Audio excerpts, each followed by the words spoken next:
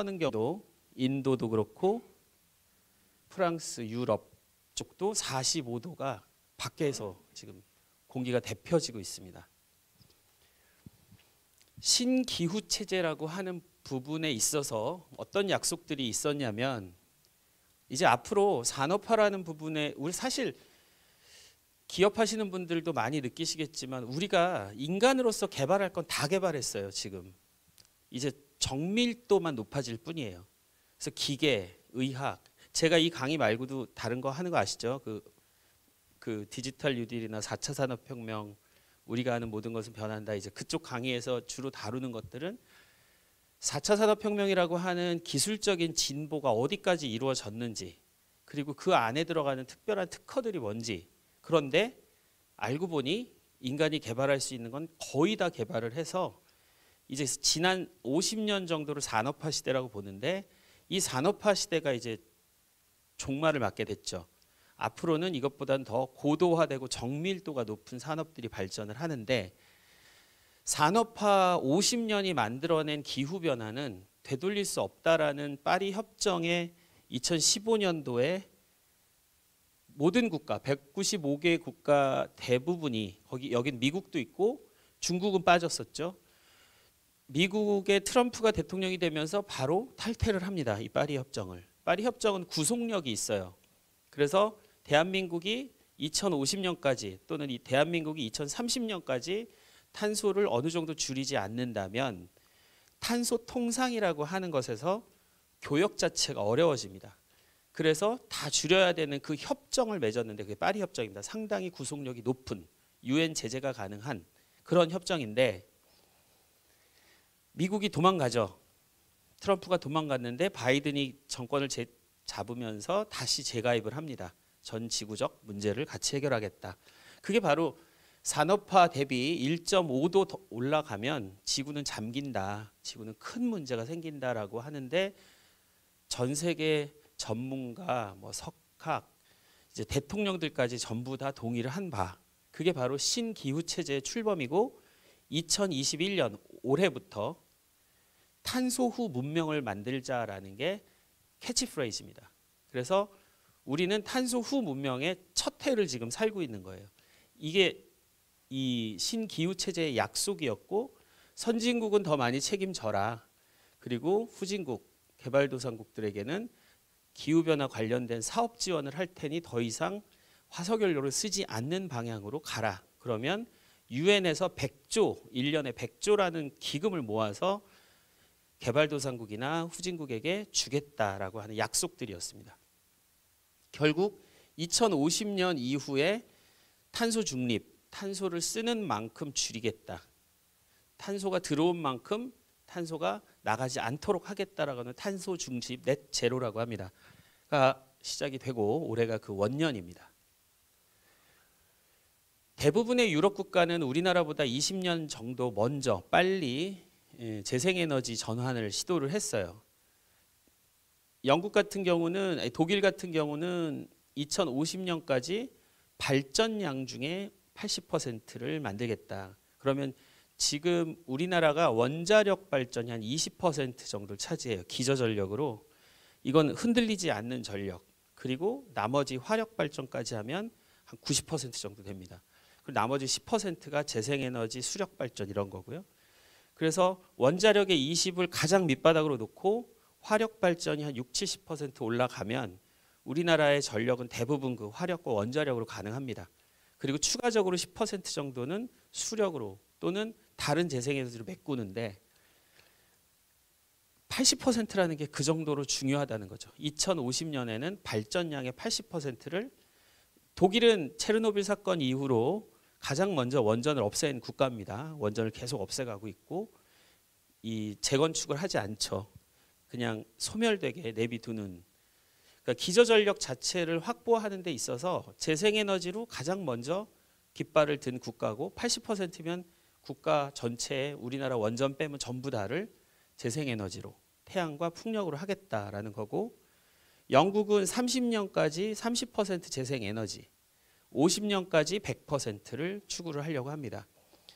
프랑스는 40% 발전량의 40%를 2030년까지. 그래서 여기가 보통 이 탄소 중립의 키 데이트라고 하는 키 해들이 있어요. 핵심되는 해가 있는데 2030년과 2050년입니다.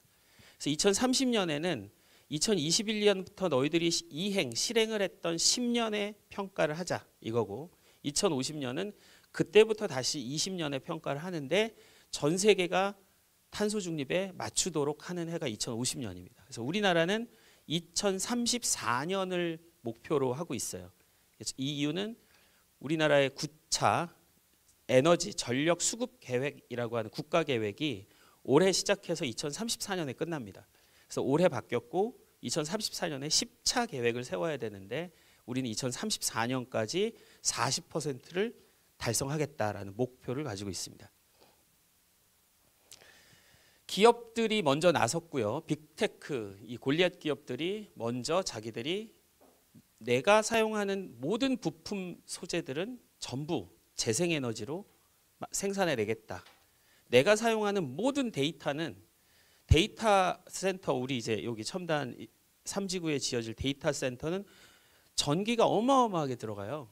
그리고 그 데이터 센터는 열이 많이 나기 때문에 그 데이터 센터 처음 디자인을 할 때 공냉식으로, 그러니까 냉각 장치를 공냉식으로 하겠다는 것을 중간에 제가 기획자인데 여러 명이 같이 기획을 했는데, 이게 순행식으로 바꾸지 않으면 이거는 에너지는 너무 많이 발열이 돼서 에너지 소모도 많고 에너지도 많이 들어가고 하니까 순행식으로 바꾸자. 여기 들어오는 에너지, 그러니까 데이터 센터는 순행식입니다. 순행식은 어떤 거냐면 컴퓨터가 이 건물만 하다라고 생각하시면 돼요. 오룡관 정도의 컴퓨터 한 대가 물에 담궈져 있는 겁니다. 그래서 컴퓨터 자체가 그렇게 돌아가서 상당히 무겁기도 하지만 거기 들어가는 열이 어마어마하게 많이 나와요.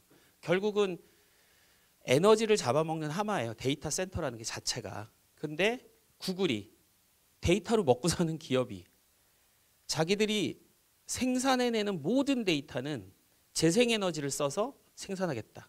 그래서 구글이 사용하는 단어 중에 하나가 글로벌 그린 뉴딜의 저자인 제레미 리프킨이라고 하는 사람이 사용하는 단어를 얘들이 써요. 재생에너지 인터넷. 여러분이 사용하는 인터넷에 우리가 보통 탄소를 제일 많이 내놓는 게 뭐냐라고 물어볼 때 자동차라고 얘기를 하잖아요. 뭐 사실은 철강 이쪽인데 철강 쪽에 들어가는 에너지를 냉각을 시키거나 하는 쪽에 탄소가 정말 많이 들어가는 상황인데, 그리고 자동차도 배기가스에서 많이 나와요. 그런데 정작 모르고 있는 건 여러분이 사용하는 대부분의 통신이, 인터넷을 포함한 휴대폰 대부분의 통신이 탄소 먹는 하마예요.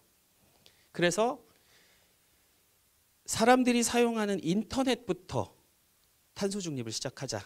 이게 이제 글로벌 그린 뉴딜의 시작인데 구글이 실천을 합니다. 2017년도에 자사의 100% 데이터를 재생에너지로. 그래서 여러분들 여기 이렇게 보면 돼지코 이 아울렛에 꽂아서 충전까지 하시잖아요. 휴대폰 충전. 저 에너지가 어디서 왔는지를 한 번만 더 생각을 해보시면 다 화력발전소예요.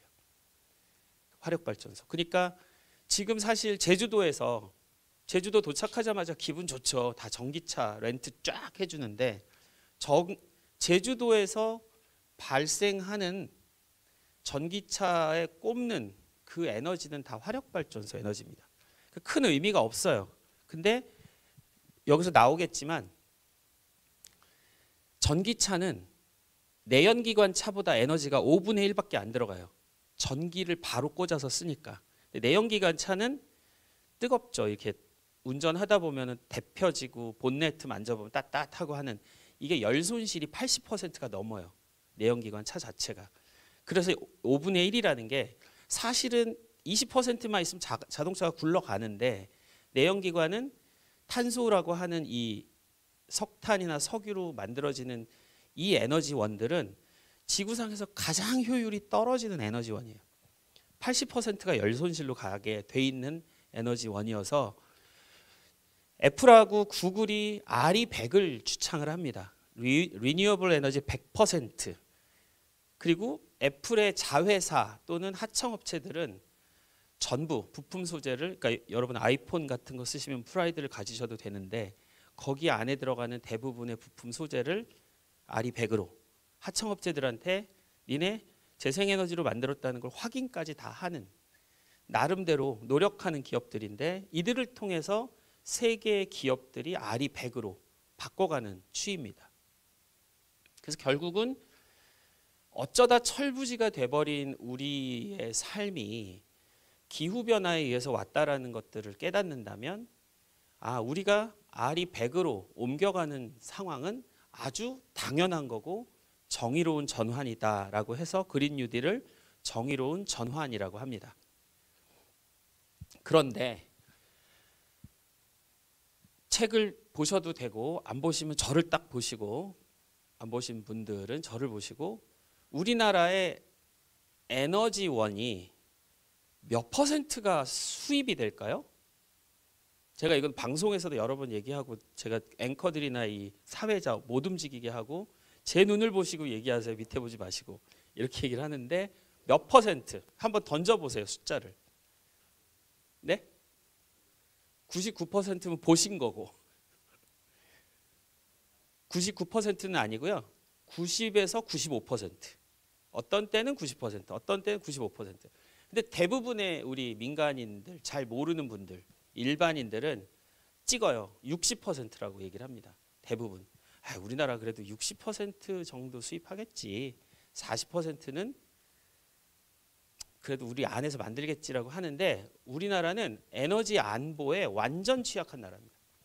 그래서 대통령이 잘 하셨죠. K방역이라는 걸 잘 했는데 그 K방역을 할 수밖에 없었던 이유 중에 하나가 이 에너지 수입 때문에 그래요. 에너지원 수입이 안 되면 우리는 팬데믹보다 더 심각한 국가 패닉이 옵니다. 수입이 안 되기 때문에 전원 공급을 못하면 대부분의 기업과 산업단지들은 멈추죠. 그래서 에너지 수입을 하는데 90%에서 95%를 왔다 갔다 하는 정도로 수입을 한다면 대봉쇄, 그레이트 락다운을 해서는 안 되는 국가였어요. 처음부터. 그래서 이번 기회에 사람들은 두 가지를 깨닫죠. 작은 미생물이 주는 교훈 두 가지. 첫 번째는 너무 나대지 마라.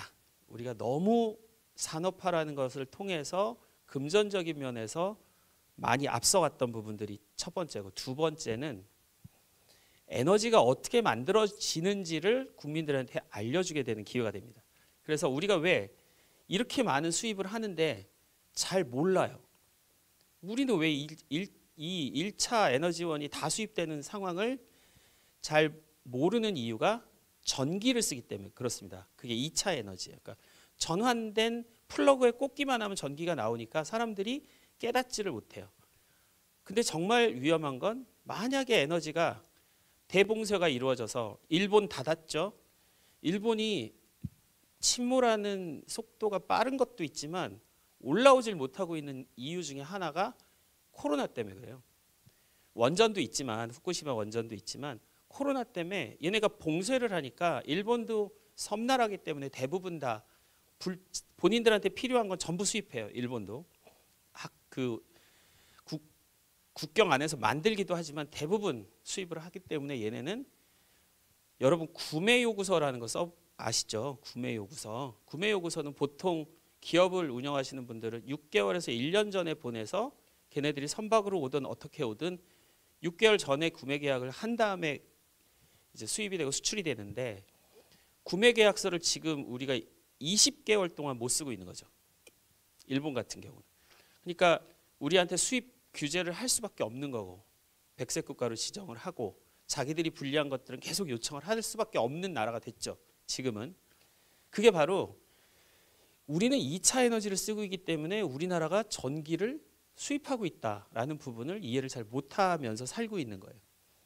그래서 만약에 이런 학교도 닫는 상황에 역사적인 첫 번째 발생한 일, 전쟁이 나도 학교는 갔는데 이건 전쟁보다 더 참혹한 상황에 학교를 못 가게 되는 상황까지 벌어지죠. 그런데 여기서 우리가 닫았다면 패닉 상태로 당연히 갈 수밖에 없는 상황이었고, 우리는 그래서 K방역은 전 세계의 모범이 되는 자랑할 만한 작품이다라는 라고 이야기를 합니다.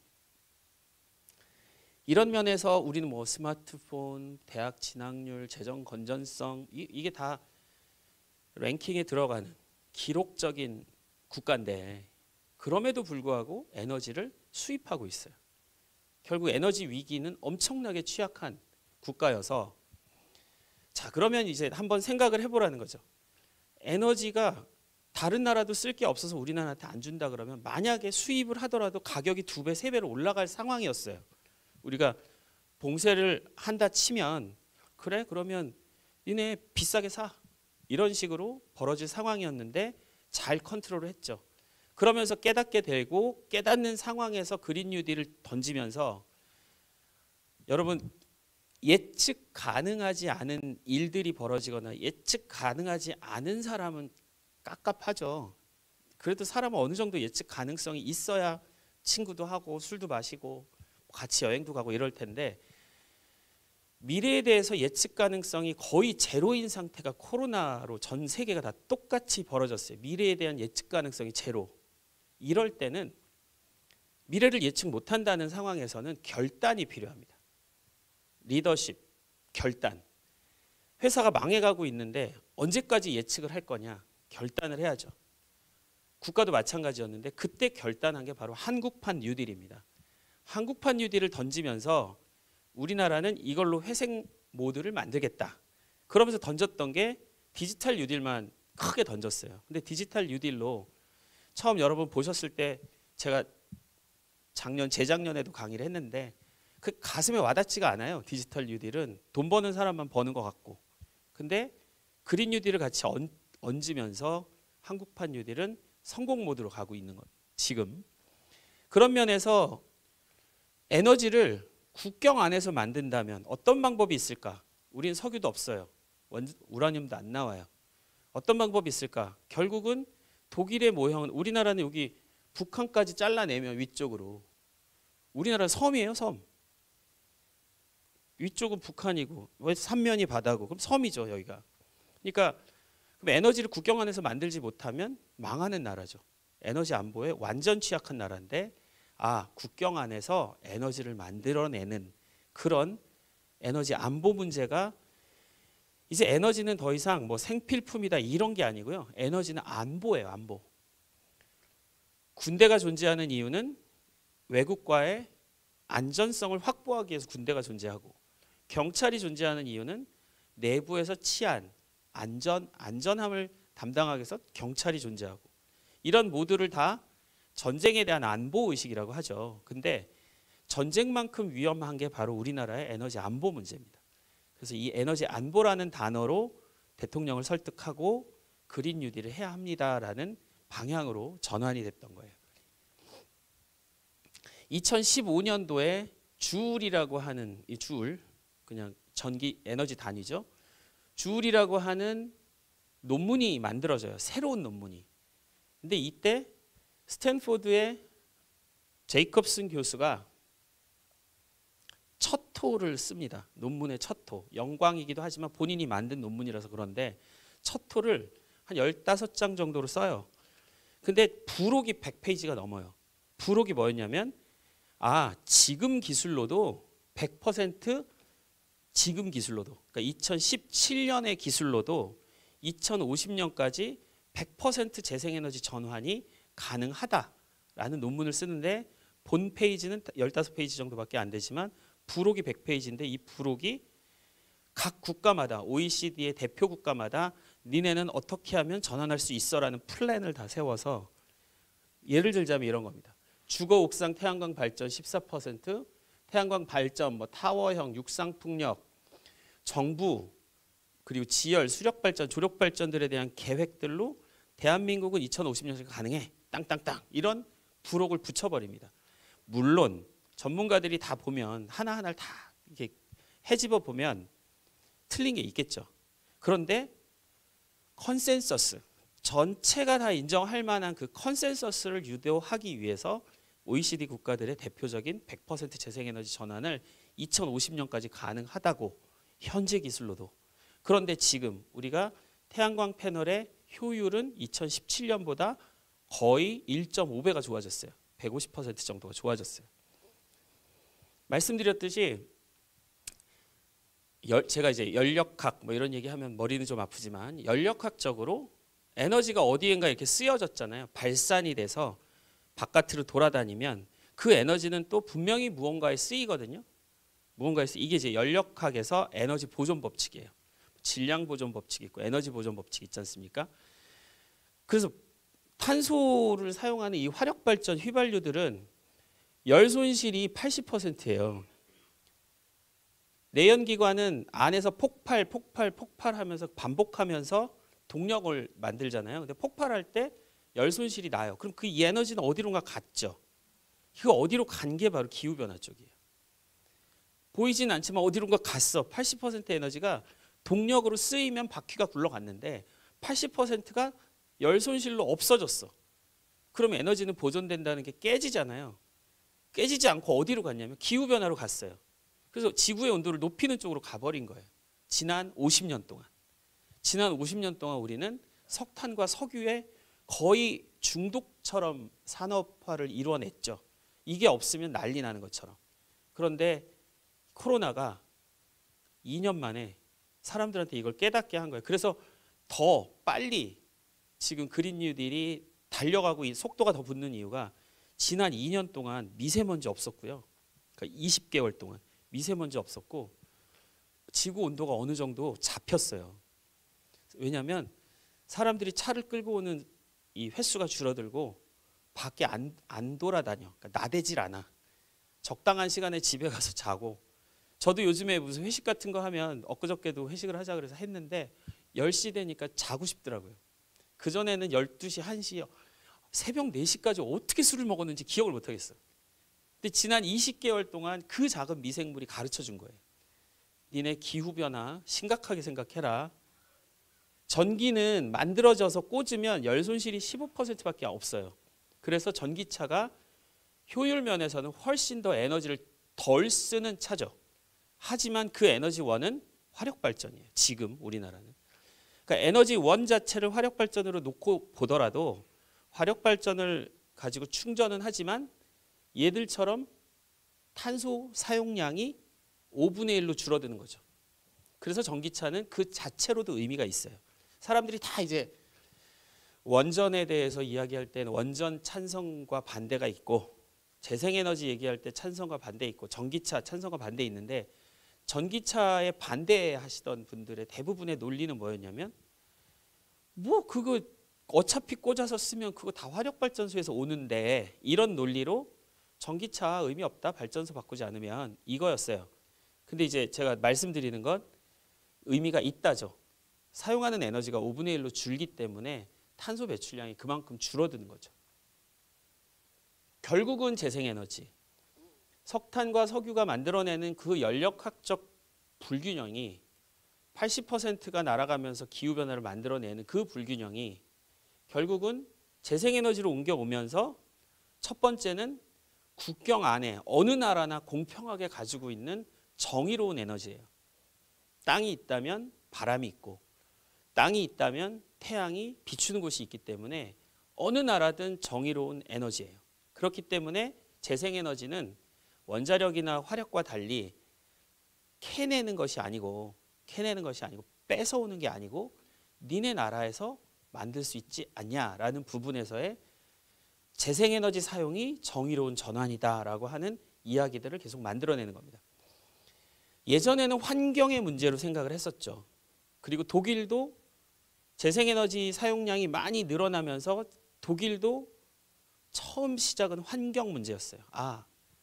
더 이상 지구를 더럽히면 안 되겠다라는 환경 문제였는데 생각해 보니 체르노빌 한번 빵 터지고 나니 이거는 생명과 안보의 문제구나라고 옮겨간 겁니다. 그래서 결국은 재생에너지는 환경만의 문제가 아니고 국가의 절체절명의 안보 문제로 소급이 되는 거죠. 이런 정의로운 전환을 태양과 바람으로부터 만들어낸다면 현재 우리가 그대로 이대로 사는 걸 유지하면서 에너지 하나를 추가로 만드는 거잖아요. 이렇게. 그렇죠? 지금 우리 이렇게 잘 살고 있는데 잘 살고 있는 거랑 별개로 재생에너지를 캐내는 거잖아요. 지금 새롭게 받아내고 만들어낸다면 이거는 값을 매겨야 되는데 얼마나 매길까가 항상 기업하시는 분이나 정부 예산을 다루시는 분들은 값을 매겨야 돼서 혹시 한전에서 오신 분, 제가 매번 긴장합니다. 이런 얘기할 때. 한전에서 오신 분 있으세요, 국장님? 있기는 있어요? 네. 네, 한전이 바뀌어야 됩니다. 한전이 바뀌어야 되고 결국은 에너지 전환이라는 부분에서 한전의 역할이 상당히 중요하게 바뀌어야 됩니다. 왜? 그 역할이 바로 이재명 후보가 이야기하고 있는 기본소득의 재정 문제를 해결할 수 있어요. 그 재정 문제를 해결하면 기본소득은 갖춰지는 겁니다.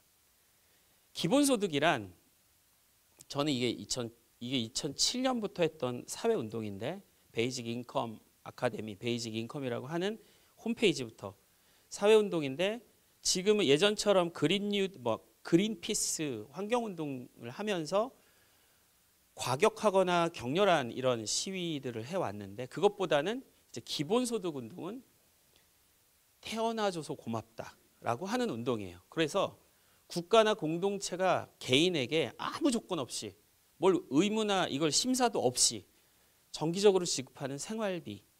근데 기본소득이 전 세계 평균이 거의 비슷해요. 한 달에 얼마면 기본소득이라고 생각하실 수 있겠어요? 이 정도면 국가가 재정은 나중에 생각하고 국가 재정은 뒤에 두고 한 달에 얼마면 이건 기본소득이다. 한번 찍어보세요. 250? 너무 센 거 아니에요? 250.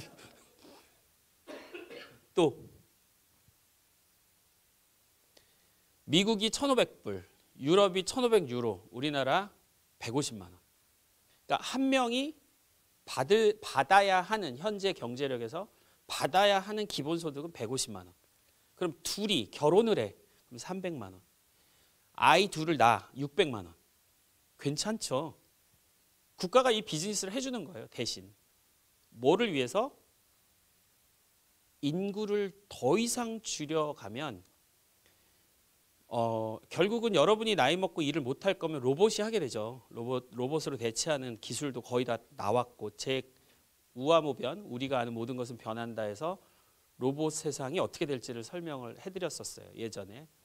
근데 제가 90학번입니다. 90학번이어서 이때 저희 때가 한 107만 명? 107만 명? 110만 명 안 되고 107만 명이 일렬로 서서 뛰어! 해서 서울대만 보고 뛰는 거죠. 근데 107만 명이 1등부터 107만 등까지가 나래비가 쭉 세워지는 게 시험이었죠. 그 경쟁력. 그래서 1등부터 예를 들면 1000등까지는 서울대 가고 1000등부터 한 5000등까지는 연대 고대 가고 저는 참고로 고려대학교를 나왔습니다. 그 이하는 또 어디로 가고 재미있게도 나래비가 쫙 세워져요.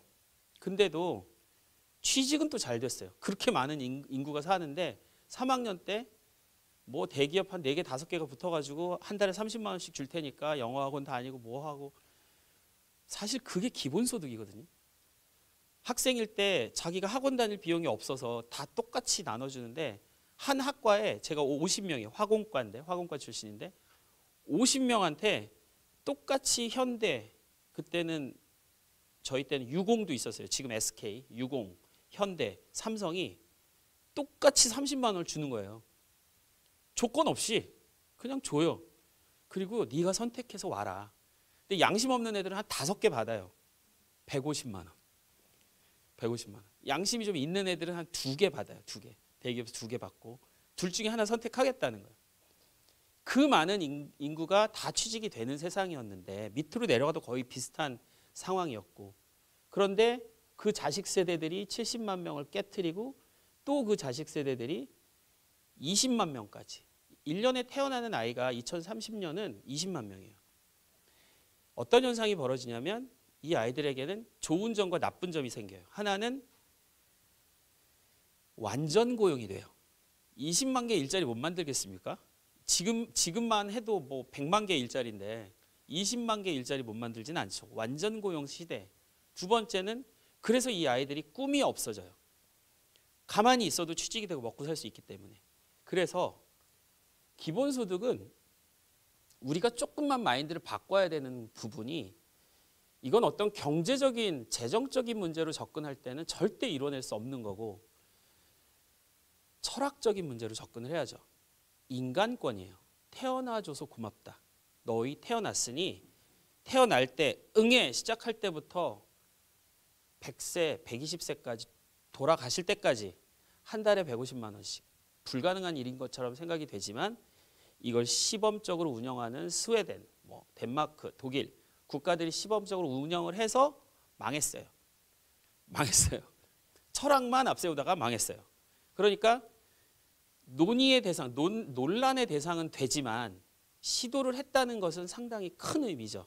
그게 바로 우리가 철기가 나오면서 이기는 금속이 없죠. 다 깨트리죠. 그러면서 계급이 발생을 해요. 왕, 부하 뭐 이런 계급이 발생하는데 지난 50년 동안 만들어낸 1, 2, 3, 4차, 지금 4차 산업혁명이라고 얘기하는 4차까지 오는데 계급은 없어졌지만 계층이 발생이 돼요. 민주화는 됐지만 서로 다른 계층, 금수저, 은수저, 흑수저 생기는 거죠. 이게 계층이 발생이 돼요. 그런데 이게 회복 불가능하다는 거 다 아시잖아요. 다 우리 알잖아요. 우리 아이들을 한번 생각을 해보세요. 아이들이 우리 때처럼 사느냐? 그렇지 않죠. 얘들은 첫 번째, 안타깝게도 배고프면 일을 해서 돈을 벌 생각을 해야 되는데 안타깝게도 배고프면 굶어요. 그러니까 굶어봐야 뭐 안다라는 말이 안 통해요 이제. 그리고 누가 와서 불쌍해서 뭘 주면 그걸 먹어요. 그리고 또 배고프면 굶어요. 그러니까 뭐가 우리하고 의식이 다른데 그 의식이 다른 이유는 우리가 꼰대여서 그런 거예요. 못 받아들이는 거예요. 그 아이들의 생각을. 그게 더 이상 내가 만들어진 계층, 부모가 만들어주는 그 흑수저, 은수저, 금수저들을 뛰어넘을 수 없다라는 포기, 패배의식이 그냥 태어나는 아이들한테 있어요. 특히 이제 제 큰애가 고2고 둘째가 중2인데 둘하고 가끔씩 걸어가면 애들이 되게 생기발랄하고 좋아요. 근데 얘들 생각은 항상 뭐가 있냐면 그냥 대놓고 저한테 얘기해요. 나는 아빠처럼 안 될 거잖아. 나는 아빠처럼 못 살 거잖아. 중학교 2학년, 고등학교 2학년 애들이 이런 얘기를 할 때는 이미 사회가 다 그렇게 돼 있어요. 그래서 여러분은 다 알고 있다는 이야기예요. 우린 다 알고 있어요. 우리 아이들이 우리 세대를 뛰어넘지 못해요. 그러니까 인간권이라는 걸 만들어내는 한계비용 제로사회. 그러니까 우리는 자꾸 마지널 코스트라고 하는 사회적인 경비를 서비스업이나 이런 것들로 계속 추가를 하면서 돈을 더 벌면서 높은 계층으로 올라가려고 하는 그 연쇄 고리 안에서 살아왔어요. 우리들은. 그래서 한계비용을 계속 높이는 거예요. 생산할 때마다 뭐 하나씩 더 붙여서 그래서 많이 생산할수록 돈이 많이 남는다라는 이야기가 그 얘기잖아요. 한계비용을 계속 붙이니까. 근데 한계비용 제로사회의 방법 중에 하나는 이런 거죠. 에너지를 만드는데 비용이 하나도 안 들어. 그러면 산업 단지나 공장에서 대부분 비용이 뭐냐면 에너지예요. 공산품을 만들 때 전기를 쓰거나 에너지를 쓰죠. 에너지를 만드는데 돈이 하나도 안 들어. 그러면 얘 가격도 떨어져야 되죠. 근데 안 떨어져요. 재생에너지는 늘어나고 있는데 공산품 가격 올라가요, 같이. 이게 신자유주의라고 하는 논리죠.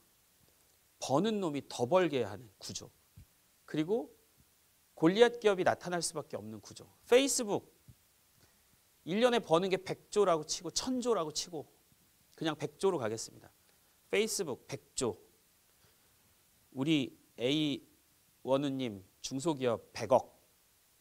100조와 100억의 법인세가 똑같아요. 10% 10조. 10% 10억. 그런데 여기는 직원이 100명이에요.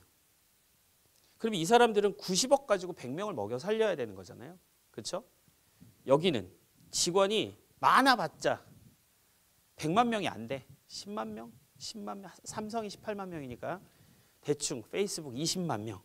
근데 얘들이 쓸 수 있는 돈이 90조야.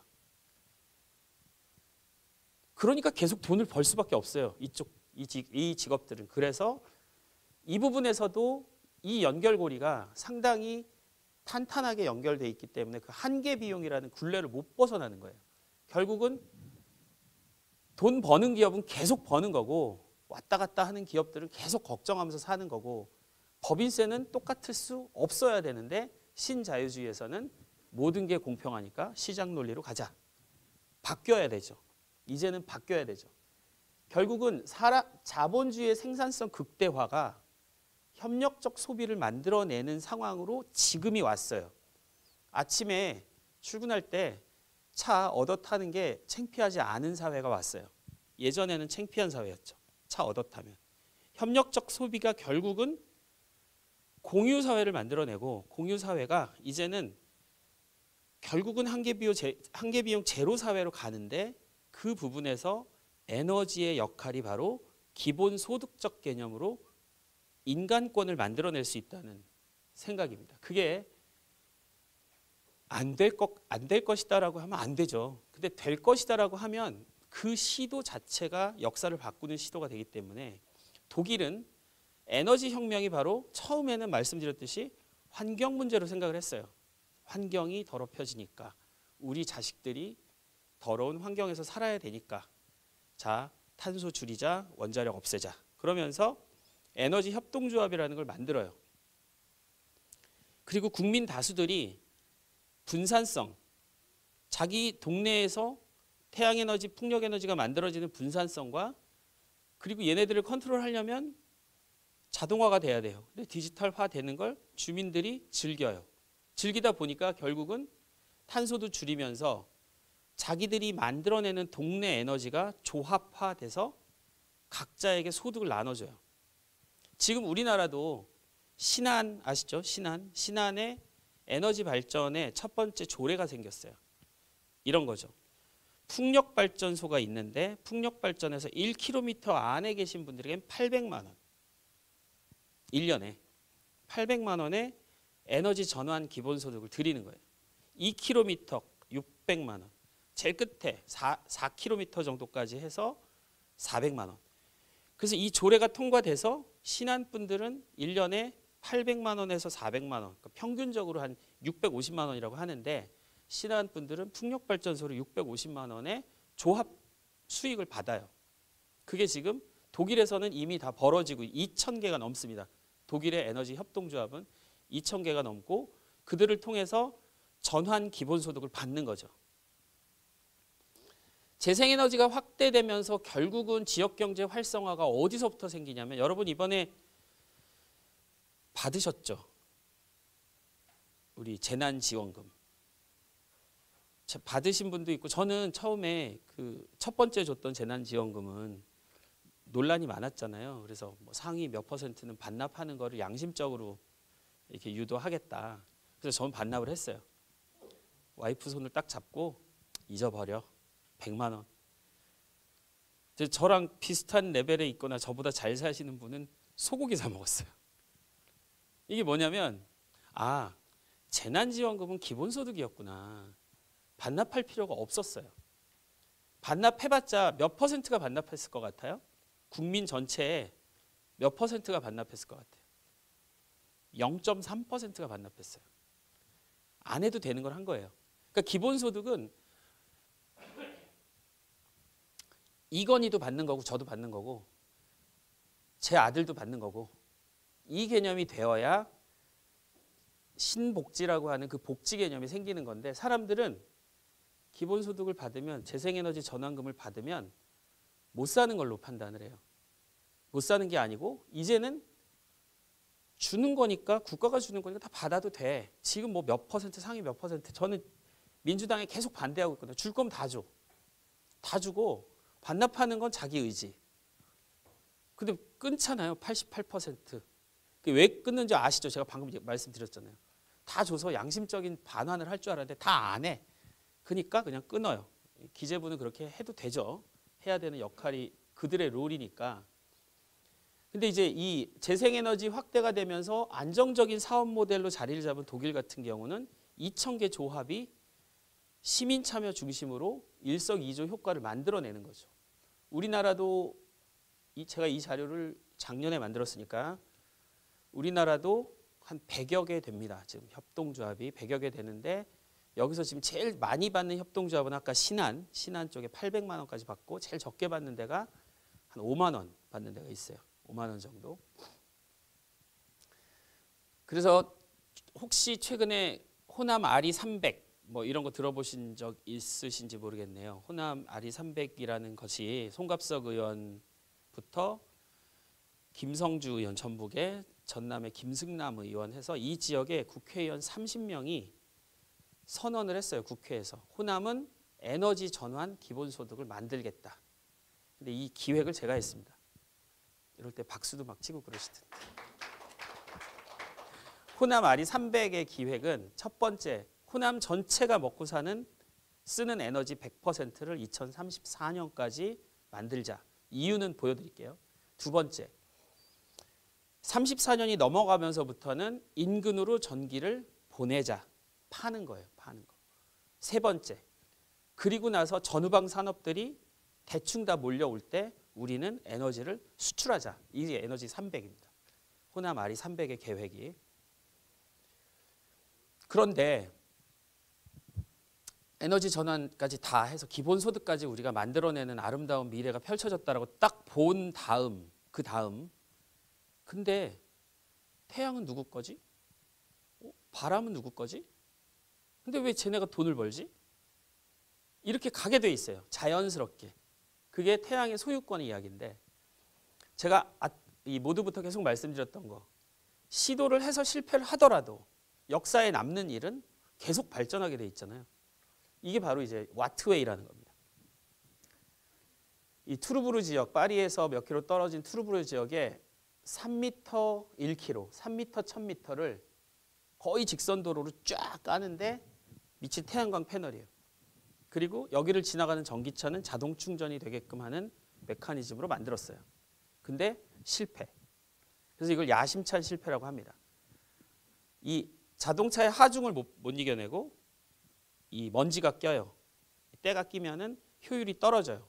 그래서 10배 이상의 생산 단가가 나오는데 이게 2018년 이야기거든요. 2018년도에 시도를 해서 망해요. 근데 이 투르브르는 전 세계의 첫 번째 지역이 돼요. 아, 국가가 도로에 태양광 패널을 깔았어. 그리고 나서 이건 구글에서도 잡혀요. 직선이 이렇게 1cm 찍 보여요. 이렇게 찍 보이는데 이게 화제가 돼서 저기처럼 우리 테슬라, 앨런 머스크처럼 엉뚱한 생각을 하니까 별의별 사람들이 여기다 투자를 다 해요. 야, 그거 만든 김에 한번 성공을 더 해보자. 그래서 우리나라도 방문하고 우리나라 인천공항의 지붕들, 세종시의 자전거 도로, 이명박 대통령이 한 일 중에 괜찮게 평가받는 거예요. 지금 세종시의 자전거 도로 위에 있는 태양광 패널. 그러면 일단은 이 한계를 극복하는 방법은 여길 자동차가 다니게 하는 게 아니고 자전거나 스마트 모빌리티, 우리가 요즘 타고 다니는 나인봇 이런 것들이 다니게 하자. 그리고 자동 충전하게 하면 뭔가의 일석이조 효과들은 보여진다. 그래서 또 다른 괴짜들이 여기다 투자를 합니다. 그래서 투르브르는 요 1km 한번 깔았다고 갑자기 시 재정이 300%까지 올라가요. 그러니까 이거 하나 때문에. 그래서 제가 광주시청에 이야기를 했어요. 이 배경 쭉 설명해 준 다음에 상무지구 이제 개발 들어가잖아요. 상무지구 위쪽 뭐 아파트를 지을지 뭐 임대 아파트를 할지 전시장을 만들지는 모르겠는데 삥 둘러서 동그랗게, 얘네는 일직선을 했으니까 우리는 동그랗게 태양광 패널 바닥에 깔자. 이거를 너무 좋은 아이디어라고 해놓고 도시개발 계획엔 아무것도 안 들어갔어. 그냥. 그러니까 사실 이 반짝이는 아이디어가 소중한 건데 항상 또 공무원들 계세요? 예, 조심해야 됩니다. 공무원들이 늘상 안 바뀌어요.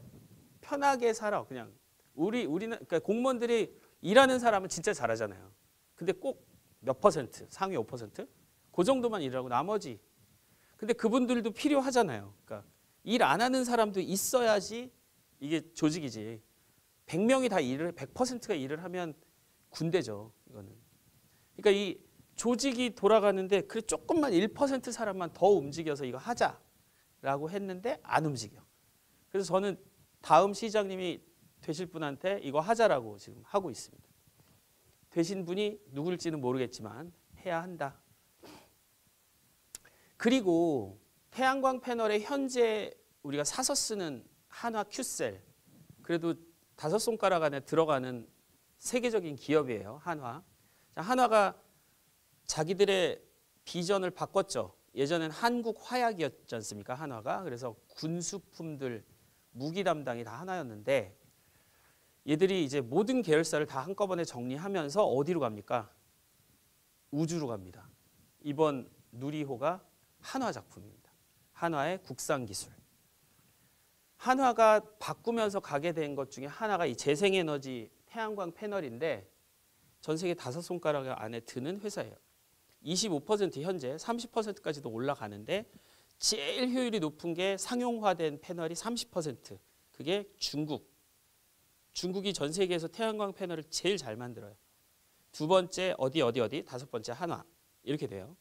근데 이것만 연구하는 사람은 독일의 프라운호프만이라고 하는 연구소 안에 있는 사람들이 현재 태양광 패널 효율이 47%까지 올라갔어요. 그러니까 무슨 얘기냐면 100% 태양광이 들어오면 반이 전환이 돼요. 거의 절반이 전환이 되고 에너지를 쓸 수 있게 나오고 나머지는 흡수를 못하는 거죠. 결국은 이 정도의 비전이면 패널 효율은 증가하게 돼 있고 상용화 모드는 더 증가하게 돼 있는데 산업의 핵심 요소는 태양광 패널이 아니고 우리가 휴대폰 삼성이 만들어서 파는데 삼성이 버는 돈 별로 없어요. 기자재가 우리 게 아니니까 내부 속사정은 그래요. 그런데 우리나라가 휴대폰이 오면서 웬만한 산업들이 동반 성장을 했어요. 그중에 대표적인 산업이 액세서리 산업이에요. 휴대폰에 딸리는 액세서리들. 지금 많은 분들이 저를 이제 찾아오시죠. 이 기후변화 아카데미, GTMBA 하시면 이제 컨설팅 하고 싶다. 뭐 그래봤자 비싸지 않아요. 와인 한 병에 뭐 소고기 요 정도면 해드리는데 그때 말씀드리는 건 이런 거예요. 그러니까 태양광을 하고 싶은데 내가 갔다가 그냥 놓으면 이 강의 제일 마지막에 100kW 태양광을 넣을 때 2억을 투자하시면 4년 후부터는 4천만 원씩 들어와요. 4년 정도까지는 에너지 생산해서 본전 뽑는 거고 4년 후부터는 4천만 원 그냥 연간. 그러니까 지붕에다가 태양광 공장 지붕을 태양광으로 싹 바꾸는 사람들의 이유는 있는 거예요. 그냥 몇 년 참으면 이게 다 그냥 이 사모님이 모르는 돈으로 내 지갑으로 들어와 이게. 그러니까 투자할 만한 하죠. 근데 그렇게 돈을 버는 거는 얼마 못 벌고 이 애플리케이션 쪽을 보셔야 돼요. 태양광 패널에 딸리는 전후방 산업들 뭐가 있을까? 이 핵심 요소들은 국가가 결국은 해주게 되어 있는 방향이에요. 핵심 요소들은. 많은 분들이 또 질문을 해요. 에이 그래도 태양광 비싸지 않아? 10년 전에 비해서 현재 태양광으로 전기를 생산하잖아요. 그러면 화력발전소보다 싸요. 지금 현재. 그러니까 한전에 계시는 분들이 이 에너지 단가를 한전에서 결정하거든요. 뭐 정확히는 KPX라고 해서 전력거래소, 전기거래소 이런 데서 정하는데 화석연료 범위가 이 50원에서 150원 사이인데 화석연료 범위가 킬로와트아워당. 근데 70원, 90원, 50원까지 다 떨어졌어요 지금. 그러니까 재생에너지는 잘만 제대로 된 곳에 만들어내면 심어놓으면 지금 화력발전, 원자력발전보다 싸다. 이게 사실입니다. 사실. 그래서 BBC에서 방송을 했죠. 아, 우리가 재생에너지를 계속 늘리다 보니까 지난 5개월 동안 화력발전보다 재생에너지 발전이 더 많네? 이렇게 발표를 했어요. 그러니까 영국이 한바탕 뒤집어졌어요. 그래? 2050년까지 되겠다. 너도 나도 옆에다 막 달아요. 이렇게. 이건 충격적인 내용인데 우리나라 전체 제가 이제 이거 125기가와트인데요. 우리나라 현재 전체 송전, 그러니까 전기의 특징은 전기 사업 하시는 분은 아시겠지만 전기의 특징은 생산하면 바로 써야 돼요. 그렇죠? 생산하면 바로 써야 돼요. 바로 쓰지 않으면 버려요. 전기는.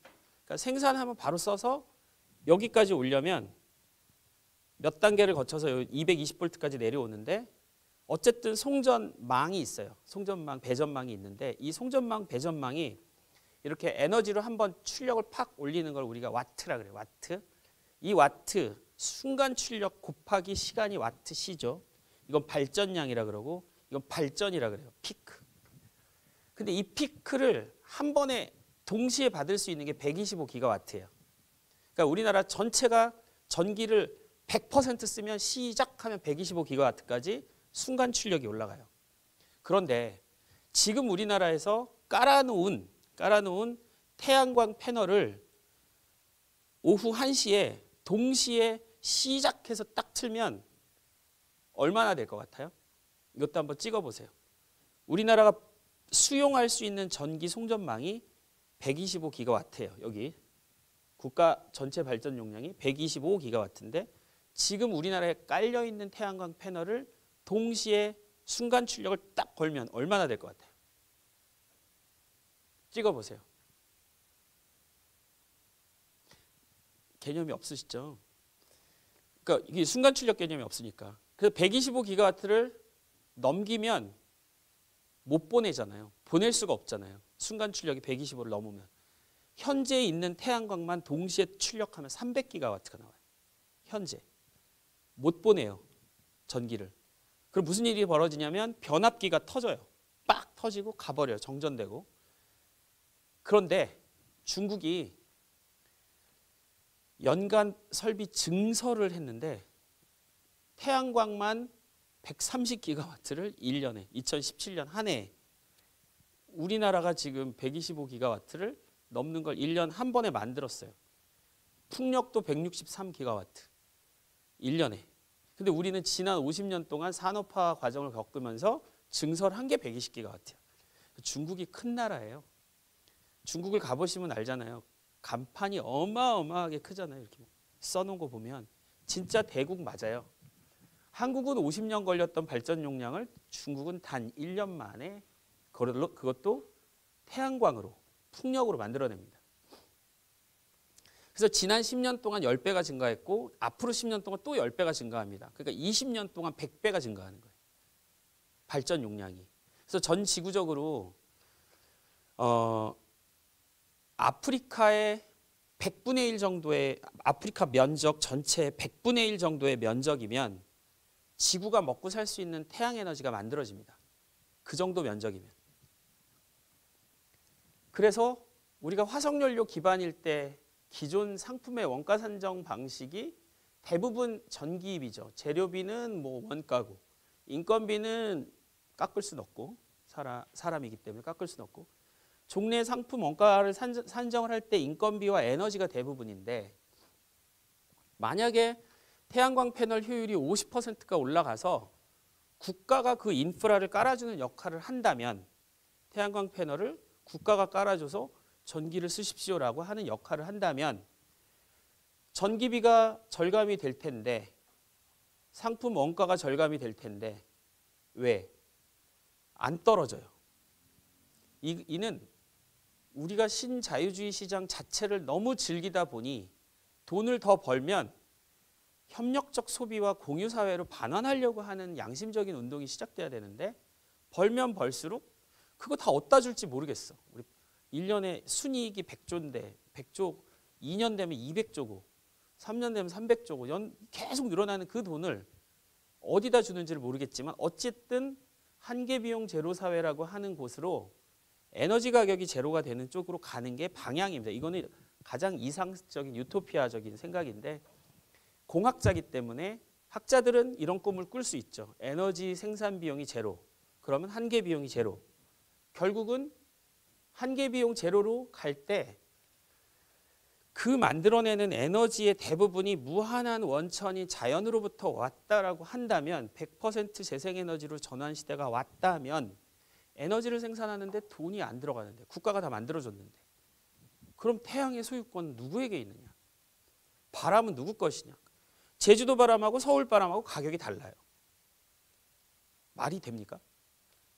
호남 태양 볕하고 강원도 태양볕의 가격이 달라. 말이 안 되는 거죠. 이거는 자연으로부터 온 거는 협력적 소비를 하기 위해서 우리가 즐겨야 될 자원인데 이들을 상품으로 바꾸는 안타까운 현실이죠. 이런 부분들이 불편한 진실을 설명드리려고 이 부분이 해결이 돼야 그린 뉴딜은 성공한다라는 이야기를 드리려고 합니다. 그리고 성공할 확률은 아주 높다. 70% 이상 현재로서는. 아리백은 이해하시죠? 리뉴어블 에너지 100% 기업, 아리백 기업이라고 하는데 1965년도에 우리나라 송전망이에요. 이게 154, 345, 765라고 하는 굵은 송전망이 큰 발전소에서 보내는 것들인데 65년에는 서울, 춘천, 부산 정도, 대구, 부산 이 정도였고 호남은 항상 뒷전이죠. 안타깝지만 85년도에도 보면 이제 굵은 선이 깔려요. 3, 4, 5선이 깔리는데 또 호남하고 강원도, 경북 여기는 아직도 소외 지역이에요. 2013년을 보더라도 서울권과 부울경권은 거의 이제 꽉 찼는데 호남하고 경북, 강원권은 소외 지역이에요. 인구도 없군 하지만 어찌 됐든 지금 한전이 중앙 제어를 하고 있는데 한전은 태양광을 우리 집에서 만들어도 그 전기를 사가요. 이걸 안 사주면 집에서 쓰면 되잖아요. 근데 집에서 쓰지 못하게 그냥 사가 버려요. 쓸 수도 없어요, 사실. 이 피크 때만 쓸 수 있으니까. 얘들이 결국은 미래 우리 이 전력계통이 지역 자립 체제로 운영이 돼야 되는데 지금은 한전이 전국에 있는 전력망을 제어합니다. 통제하고. 현재 보시는 게 우리나라의 국가 중앙 제어 시스템인데 자, 765 송전선을 다운시켜서 변전시켜서 345 송전선으로 내릴 때 여기 발전소도 있어요. 그러니까 큰 발전소, 작은 발전소 이렇게 보시면 돼요. 154 송전선까지 발전소가 대충 대형 발전소, 화력 발전, 원자력 발전이 있다라고 보시면 됩니다. 근데 여기까지가 중앙 제어가 되는 거예요. 여기까지가. 그 다음부터는 배전선이고 배전선을 계속 늘리면서 우리 220V까지 내려오는 거죠.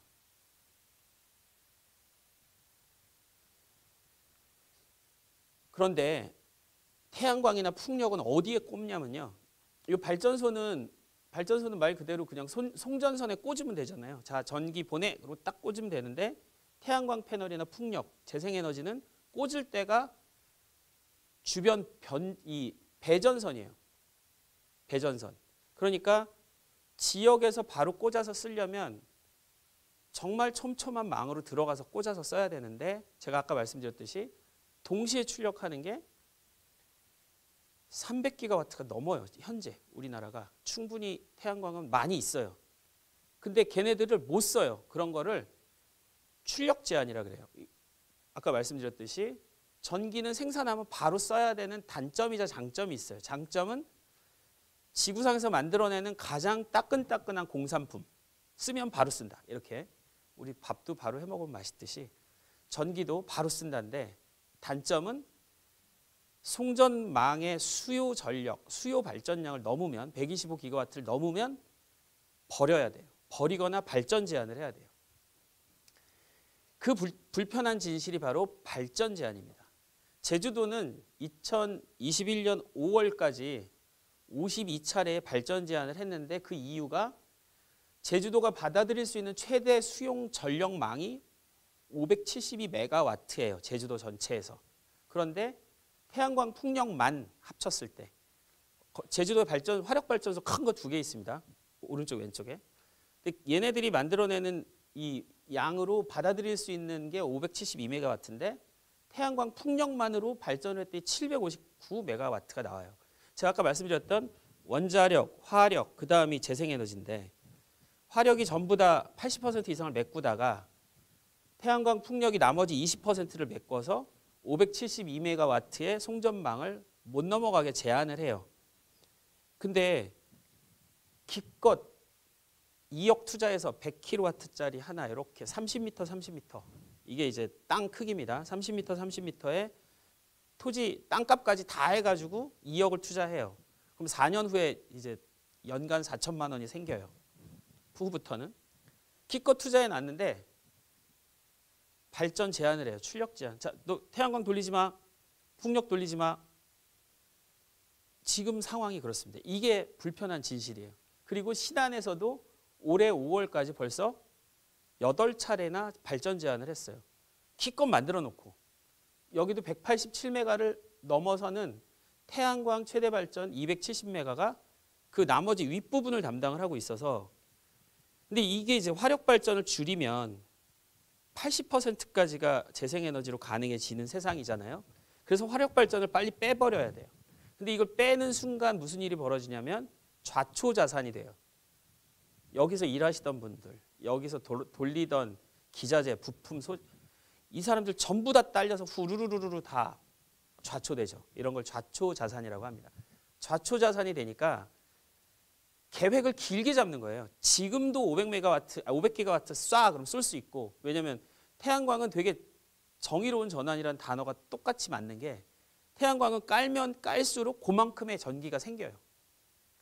정말 깨딱 내가 깐 만큼의 전기가 생겨요. 그러니까 태양광은 의지만 있으면 지금 다 깔아버리면 국가 전체를 싹 다 바꿀 수도 있어요. 그런데 안 되죠. 이 좌초자산들에 해당하는 부분, 인력, 기 투자됐던 설비들, 여기 딸려있는 또 업체들 이 부분을 싹 천천히 바꾸는 데까지 걸리는 시간을 30년으로 보는 겁니다. 그래서 그린 뉴딜의 계획은 30년과 50년 계획이고 30년에서 50년 계획이 성공할 경우 우리나라의 미래 100년, 200년을 이 사업으로 간다라고 하는 겁니다.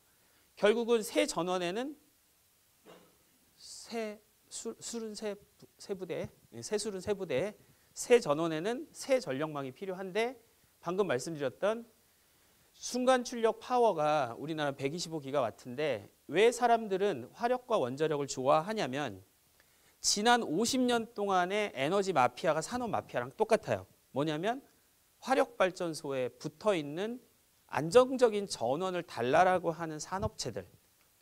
이 사람들은 너희들이 그 저녁에 또 왜 싼 값으로 주는지 모르겠지만 저녁에 쓰면 더 싼 값으로 줘서 안정적으로 24시간 동안 돌아가야 할 순간 출력이 중요한데 이렇게 화력 원자력 추이는 저렇게 맞춰주죠. 근데 얘네도 시간이 50년이 걸렸어요. 근데 재생에너지로 바꾸려고 하니까 반발이 어마어마하죠. 화력 발전, 원자력 발전 반발이 어마어마한 게 자기들도 이거 안정화시키는데 30년 걸렸으면서 그리고 이제 20년 먹고 살았는데 안정화시켜서 왜 또 바꾸려고 그러냐? 이 상황인 거예요. 그게 이 태양광 추이나 풍력 추이가 이렇게 되는 거거든요. 얘네들은 일단 6시부터 6시까지 12시간 정도 전기를 생산해낼 수 있어요. 그런데 가장 잘 생산하는 건 11시부터 2시까지 3시간. 그러면 이 3시간 동안은 근데 더 웃긴 것은 우리나라가 수용할 수 있는 이 125기가와트를 넘겨버려요. 그래서 결국은 화력과 원자력도 처음엔 저랬을 거 아니에요. 처음에는 안정화되는데 10년, 20년이 걸렸을 거고 이 재생에너지도 시간이 필요한 거예요. 지금부터 30년 동안 재생에너지를 안정화시킨다면 지금 같은 안정적인 공급은 되겠죠.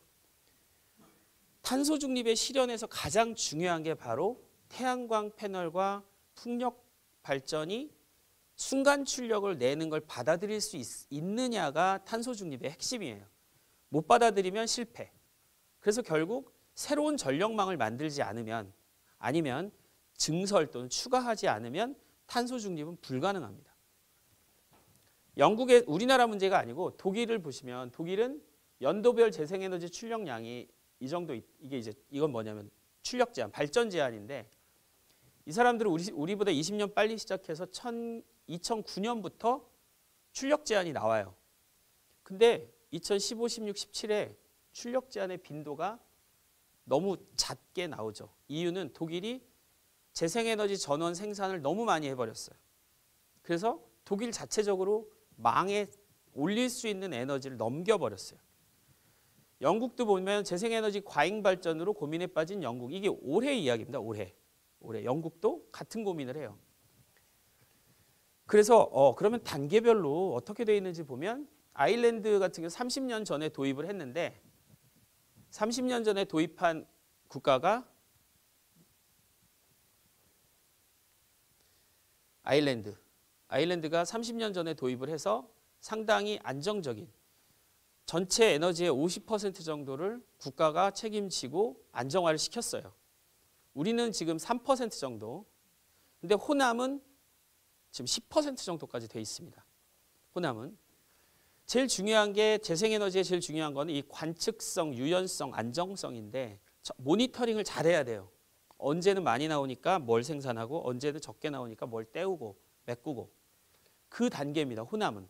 우리나라 전체는 아직 멀었고 독일이나 스페인 부분은 우리보다 이제 많이 앞서 있고 아일랜드는 50%까지 가는 그런 상황입니다. 그런데 이거는 호남에게는 1970년도에 국가가 박정희 정권 때 국가가 이런 미션을 호남에게 줍니다. 호남이요. 가뭄이 3년 동안 들더라도 3년 동안 쌀 생산을 멈추지 않는 지역이 돼달라 해서 이 지역에 농업용 댐을 그렇게 많이 줘요. 여러분이 아는 장성호, 담양호, 나주호, 광주호 4개 농업용 댐인데 그 양이 국가를 다 먹여 살릴 저수 용량이에요. 가뭄이 들어도 농사는 져달라는 게 70년, 그러니까 1970년대 미션이었는데 이제 호남은 50년 만에 기회가 왔어요. 재생에너지. 전국에서 가장 많이 현재도 전국의 32%의 재생에너지를 호남에서 만들어요. 전북, 전남, 광주. 그리고 이게 2034년이 되면 거의 50%를 호남에서 만들어요. 국가 전체 계획은 100% 탄소 중립인데 그럼 호남이 결국 2034년에 국가 전체 에너지의 50%를 담당하는 거죠. 저는 이게 기회라고 생각하고 이 기회가 호남에게 왔다. 호남이 잘만 다듬으면 앞으로 선도성을 가지게 된다. 그래서 초광역 에너지망이라는 부분을 설계를 하고 제가 아까 말씀드렸던 호남 RE 300을 발표를 하는데 이런 겁니다. 출력 제한의 솔루션을 찾기 위해서는 첫 번째 125기가와트의 한 개의 송전망을 적절한 규모로 올려야 돼요. 그게 2034년까지 한전에서 195기가와트까지 대충 200기가와트까지 올린다고 합니다. 그러면 여기 파랗게 보이는 요 왼쪽 오른쪽에 있는 요 두 녀석을 버리지 않고 송전망에 태울 수 있죠. 얘네들을. 얘하고 얘를 송전망에 태울 수가 있어요. 증설을 했으니까. 그렇죠? 근데 얘네는 버려야 돼요.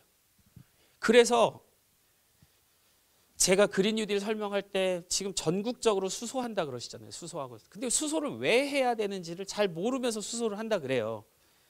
얘를 살려내려면 국가가 이걸 쓸데없이 500기가와트까지 올릴 필요가 없는 거죠. 적당한 선에서 송전망 늘리고 윗부분은 바로 꽂아서 유연한 자원으로 바꿔주면 돼요. 그걸 유연성 자원이라고 그러는데 그게 저장과 전환 방법이 있어요. 저장은 배터리, 충전 배터리, ESS, 에너지 스토리지 시스템에다가 얘네들을 갖다 꽂아요. 충전. 송전망은 못 받아들이죠. 너무 높아서. 근데 배터리는 받아들여요. 충전하고. 두 번째는 배터리는 이 건물만큼 크게 지을 수가 없잖아요. 만들 수도 없고 그 안에 들어가는 그 내부 구조를 보면 그 큰 뭐 리튬 배터리 뭘 이렇게 많이 크게 지을 수가 없고, 그래서 배터리는 한계가 있어요. 크기가 대충 1m, 1m, 1m짜리를 여러 개를 만드는 방법인데, 그래 봤자 얼마나 얘네들을 받아들이겠어요. 그래서 바로 꽂아서 수소를 만들라는 거예요. 두 가지 방법밖에 없어요. 얘네들을 쓸 수 있는 방법이, 바로 꽂아서 쓸 수 있는 방법은 전환, 배터리로 전환하거나 배터리로 저장. 또 하나는 이 태양광 전기 에너지를 물을 전기 분해하면 되거든요. 그러면 일단 탄소가 생산이 안 되기 때문에 물을 전기 분해하는 에너지로 써라. 바로 쓸 수 있으니까. 그래서 태양광 발전 주변에는 항상 수소 발전이 옆에 있어야 돼요. 발전 제한을 안 하려면 위쪽에 있는 남는 에너지를 옆에다 바로 쏴주는 거예요. 그러면 수소가 생성이 되고, 수소는 들고 다니기 편하잖아요. 통만 있으면, 수소통만 있으면, 우리 LNG 가스나 LPG 가스 통처럼. 그리고 사람들이 뭐 터진다, 터지지 않아요. 터져도 안 다쳐요. 수소폭탄 얘기하잖아요. 방법이 전혀 다른 방식의 수소가 만들어지는 건데, 터지지도 않고 안전한데 수소를 자꾸 수소폭탄으로 비유를 하니까, 그게 에너지 마피아들이 화력발전, 원자력 발전에서 만들어 놓은 논리였어요. 이제 거의 다 이걸 벗어났죠. 지금 다 벗어나서 수소 생산으로 현대도 SK도 갈 수밖에 없는 게 요걸 본 거예요. 요거를 결국 국가는 에너지망을 늘릴 거고, 발전 제한을 하는 에너지를 싸게 먹자. 내가 옆에다 딱 꽂아서 장치만 만들어주면 수소 생성, 오케이, 얘네 수소통으로 옮겨서 다니면 된다. 근데 이 생각이 어느 순간 전 세계가 다 이해하는 생각이 돼버려서 미래는 수소다라고 얘기하는 게 그렇게 나오는 거예요. 결국 만들어낼 수 있는 게 수소밖에 없어요. 탄소를 안 만들어내는 프로세스는 수소밖에 없어요. 그리고 연료가 될 수 있는 것도 수소밖에 없어요. 그래서 이걸 유연성 자원이라고 합니다. 들고 다닐 수 있어서 얘네 둘을 최적화해내고 이렇게 해서 만들어낸 녀석들을 이 전기가 생산되지 않을 때 갖다 꽂아서 쓸 수 있게 만드는 게 초광역 에너지망이라고 제가 정의를 해서 대통령을 설득하고 국가에너지망을 바꿔야 된다라고 하는데, 누가 가장 걸림돌일까요? 한전입니다. 네. 한전이 이걸로 먹고 살거든요. 125기가와트를 중앙 제어하는 걸로 먹고 살아요. 예전에는 발전도 했어요. 남부발전, 동부발전, 뭐 서부발전 해가지고. 근데 이걸 자회사로 다 떼어냈죠. 그래도 자회사예요. 어쨌든 발전부터 전부 다를 한전이 제어를 합니다. 텍사스에서 재생에너지 발전이 파란색이 재생에너지 발전이고 하늘색이 출력 제한이 걸린 건데, 2010년까지 보면 출력 제한이 엄청 많이 나타나다가 2012년부터 거의 출력 제한이 안 나타난 이유가 초록색만큼 최적 증설을 했어요. 그랬더니 출력 제한을 거의 안 만들면서 재생에너지를 쓰는 지역이 됐고요. 그렇게 수소처럼 만들어낼 수 있는 것들을 가스라고 하는, 여기 퓨얼셀은 연료전지, 파워 투 가스, P2G라고 하는 것들. P2G는 재생에너지 잉여전력을 연료 형태, 가스로 바꾸는데 LNG를 생산하는 걸로 바꿀 수도 있지만 LNG 자체가 탄소 포함 메탄이기 때문에 LNG 생산은 가능한 한 자제하고 P2H, 파워 투 히트로 또는 파워 투 수소로 바꿔서 이런 것들을 서로 다른 섹터들을 커플링한다 그래서 섹터 커플링이라고 합니다. 그래서 섹터 커플링의 대표적인 방법이 ESS와 수소예요.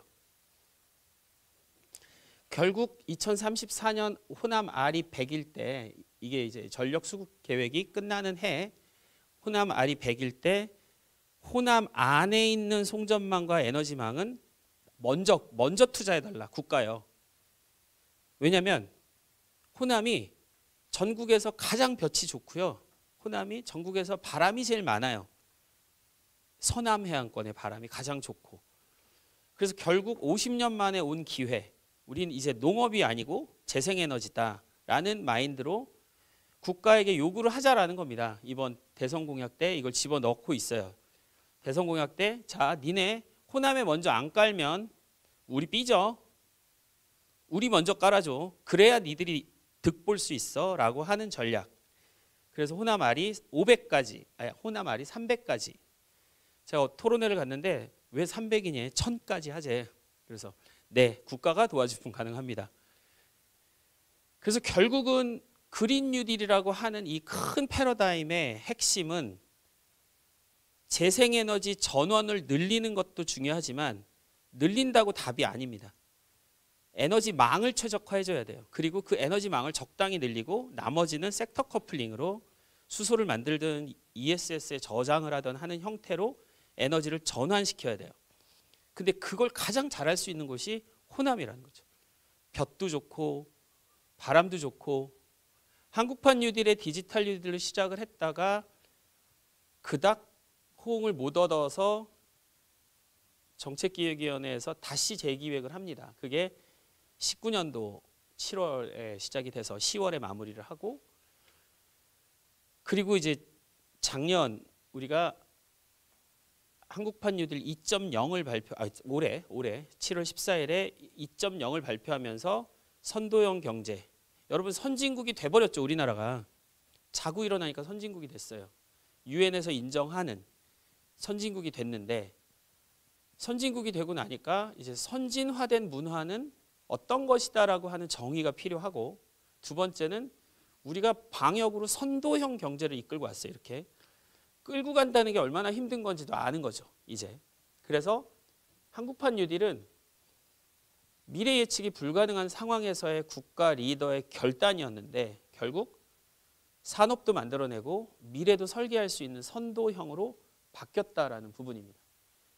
탄소 문명을 주창을 했던 유럽은 2020년까지 뭘 하자, 20%를 달성하자라고 했고, 2021년이 탄소 후 문명의 첫 해다라고 얘기를 합니다. 그래서 우리도 작년에 탄소 중립, 온실가스 넷제로를 선언을 하죠. 선언을 안 했었어요. 원래 자신이 없었어요. 근데 자신감을 얻었죠. 그러면서 미국도 본인들의 화석연료 보조금 폐지하고, 사실 이 좌초자산이요, 어느 정도 되실지는 제가 설명드려도 이해가 안 되실 거예요. 전 세계 좌초자산, 화석연료를 싹 빼는, 화력발전소만 싹 다 빼면 100조 달러, 계산 안 되시죠? 1경원입니다. 1경원에 전 세계 인프라를 싹 빼는 거예요. 근데 이거를 사실상 1, 2년 안에 다 할 수 있죠. 아까 보셨지만 깔면 돼요. 근데 이 계획을 30년을 세우는 겁니다. 전 세계가 동시에 1경원을 빼내는 작업을. 거기에 미국이 동참을 하면서 우리나라에게 SOS를 치죠. 니네 배터리 잘하잖아. 그리고 우리 이제 한미 협력에 에너지 포함하자. 이렇게 바꾸면서 재생에너지 쪽이 상당히 부각이 됩니다. 결국 기후 변화라고 하는 위기 대응 차원에서 시작했던 환경운동이 이제는 기후 변화 자체의 문제가 환경 문제가 아니고 재정을 창출해내고 일자리를 만들어내는 경제위기 극복 단계의 안보적 차원까지 접근을 하고, 취약계층이나 청년 자영업자들에게 에너지를 싸게 공급해 줄 수 있는 에너지 생산 제로의 개념을 전달하면서 시민들이 참여를 하면 호남 아리 100, 호남 아리 300과 같은 지역 주도형 산업이 만들어져서 결국 호남 아리 100은 이 지역이 자립할 수 있는 경제적인 배경을 만들어낸다는 거죠. 그래서 결국 그린 뉴딜은 지역균형 뉴딜과 콜라보레이션이 되는 거예요. 콜라보가 되면서 말씀드렸던 누구에게나 공평하고 서울 태양값과 제주도 태양값이 다르지 않고 강원도와 광주의 바람값이 다르지 않은 정의로운 에너지를 정의롭게 전환을 해서 그린 뉴딜과 지역균형 뉴딜로 지역사회를 자립화시키자라고 하는 그 거대한 계획이 뒷배경에 있습니다. 그게 바로 기후변화와 태양의 소유권과 에너지 안보와 에너지 전환 기본소득의 개념을 체화할 때, 몸으로 느낄 때 그린 뉴딜이 성공하는 겁니다. 알쓸태정, 알아두면 쓸모 있는 태양광 정보.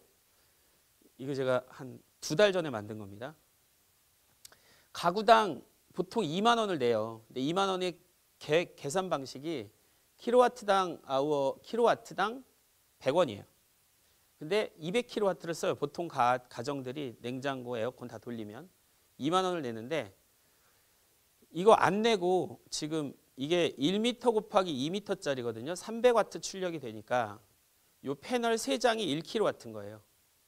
요 1m 바이 1m. 그래서 태양광 패널은 딱 기본 사이즈가 1m, 2m, 그러니까 곱하기 3 하면 1m, 6m 되면은 300W 정도가 만들어지고, 그래서 태양광 패널에 100kW 규모의 태양광 패널 사업은 300W짜리가 334장이 필요해요. 제가 아까 말씀드렸죠. 태양광 패널은 놓으면 그대로 더하기만 하면 돼요. 효율이 거의 정해져 있어요. 다 정해져 있을 거야. 태양광 패널 효율만 높아지면 돈을 더 버는 거예요. 에너지를 더 많이 생산하는 거고. 그래서 이제 보통 투자하는 분들이 요 100kW급의 투자를 하는데 시스템 면적 200평에 사업장 면적 300평, 그러니까 300평 안에 시스템이 들어가는 거죠. 30m, 30m 정도 되는데 돈이 없어. 나는 저 땅을 살 수가 없어. 그러면 토지 비용을 보상을 하는 그 토지 비용까지 포함해서 설치비 8천만 원 포함하면 대충 2억 원. 근데 이거 중개업자가 있습니다. 부동산처럼. 태양광 패널 중개업자한테 가면 2억 원. 그럼 이제 지붕에다 달아주고 나대지에다 깔아주고 뭐 이렇게 합니다. 그래서 지금 이제 4년이라고 나옵니다. 4년 후에 순이익이 발생한다. 한 1년에 4천만 원 정도.